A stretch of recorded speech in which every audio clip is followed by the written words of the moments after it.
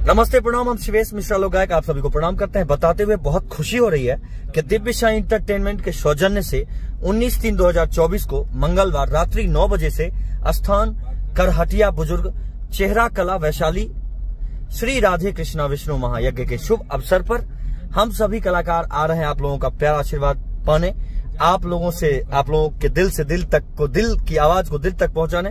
तो आप सब जरूर आइए। विशेष आभार कुमार टिंकू, सुमित कुमार सिंह और रोशन। हेलो, नमस्ते, प्रणाम, हर हर महादेव। मैं गायिका प्रियंका सिंह भास्कर बताना चाहती हूँ कि मैं आ रही हूँ 19 मार्च को दिव्य साई इंटरटेनमेंट के बैनर तले करहटिया बुजुर्ग चेहरा कला वैशाली में श्री राधे कृष्ण विष्णु महायज्ञ।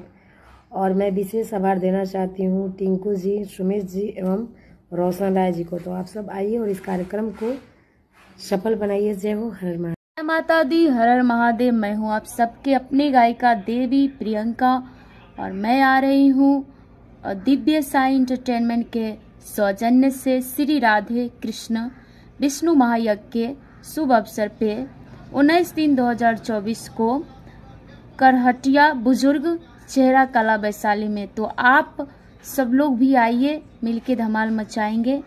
विशेष आभार कुमार टिंकू जी को, सुमित कुमार सिंह जी को